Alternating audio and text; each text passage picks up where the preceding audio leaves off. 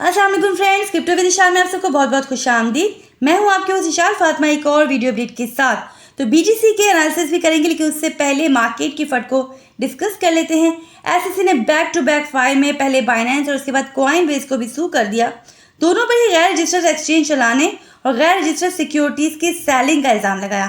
देखिए, सिर्फ 24 घंटों में ही दो हाई प्रोफाइल केस बाइनेंस और कॉइनबेस के अगेंस्ट स्टार्ट कर दी गई। तो कहीं ना कहीं क्रिप्टो मार्केट को लेके यूएस की जो बदयांती है वो शो हो रही है।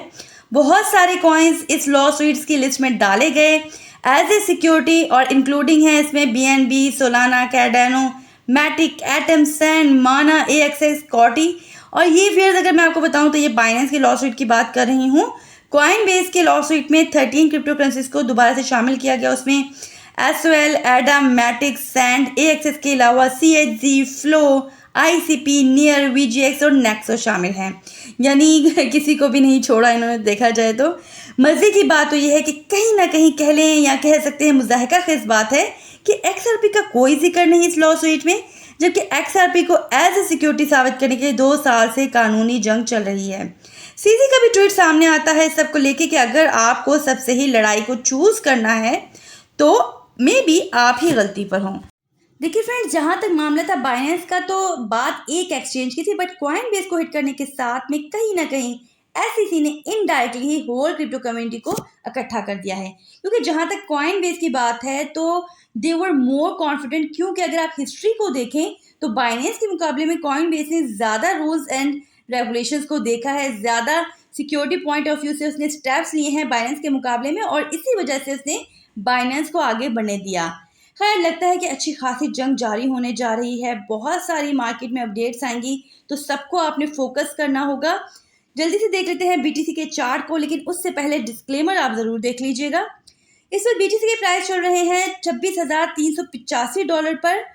बीटीसी के प्राइस को अगर हम 4 आवर्स के टाइम फ्रेम में देखें तो लर्निंग पॉइंट ऑफ व्यू से भी मैं आपको बताना चाहूँगी कि एक अच्छा बियर फ्लैग हमें यहाँ पे देखने को मिल रहा था।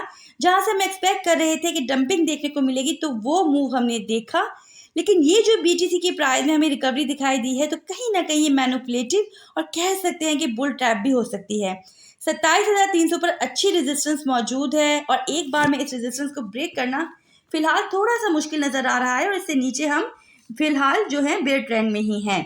सपोर्ट जोन है हमारे पास 26,100 पर। अगर प्राइस यहाँ पर होल्ड होते हैं, इस सपोर्ट को ब्रेक नहीं कर पाते, तो बुल फ्लैग यहाँ पर पैटर्न बनता हुआ दिखाई देगा, और वहां से फिर रिकवरी देखने को मिलेगी।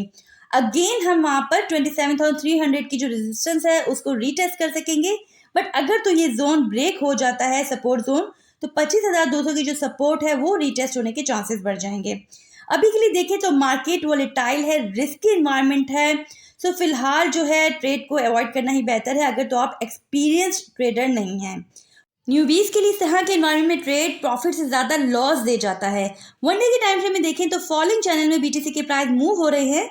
रेजिस्टेंस से हमें यहाँ पे डंपिंग देखने को मिलेगी, प्राइस सपोर्ट के पास आएंगे, और ये ब्रेक होने की सूरत में 25,200 की सपोर्ट जो है वो रीटेस्ट हो सकती है। नहीं, जब तक इस चैनल का ब्रेकआउट या ब्रेकडाउन देखने को नहीं मिलता, तो प्राइस इसी चैनल में मूव होंगे। मतलब सपोर्ट के पास से हमें रिकवरी देखने को मिलेगी, रेजिस्टेंस के पास से डंपिंग देखने को मिलेगी।